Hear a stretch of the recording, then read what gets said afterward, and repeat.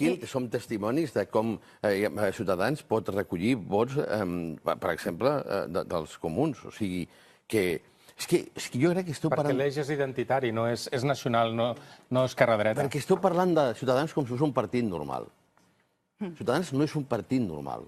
No es pot comparar amb el PP o amb el PSOE, és una altra cosa. I una altra cosa francament inquietant. Ciutadans és un partit fet bàsicament d'odi, de rancuni i de ràbia. O sigui, la matèria primera que l'anima no és la d'un discurs polític, ni un programa econòmic, ni una ideologia més o menys clara.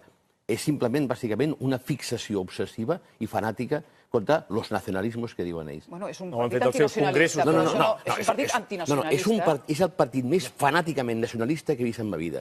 Línia Sèrbia, entens?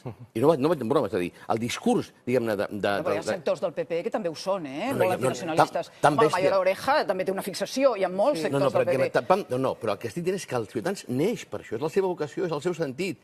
Neix, bàsicament, perquè té una creuada, íntima, absoluta, bàsicament, per acabar. I esperem que sigui només electoralment... Com ho tenia UPyD, no? UPyD era un partit... UPyD va sortir... Però Ciutadans és una altra cosa. Primer perquè qui sàpiga la seva història neix, en bona mesura, injectat des de l'esquerra.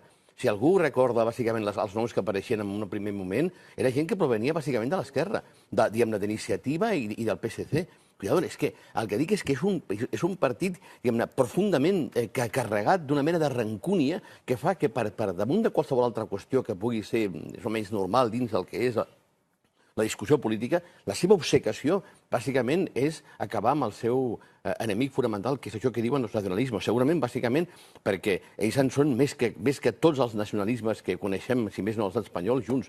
És un partit molt fanàtic, Per tant, li passa per la dreta en aquest tema, el PP. No, perquè no és dreta-esquerra. Li passa per la dreta. És com Falange. Falange no era de dretes. Falange era tercerista, que deien, que era ni dretes ni d'esquerres. Ells no estan ni a la dreta ni a l'esquerra. De fet, el que fan és una qüestió liberal, més o menys vaga i tal. Ells només tenen un objectiu. Tenen aquest i el de la corrupció, tot i que jo crec que el de la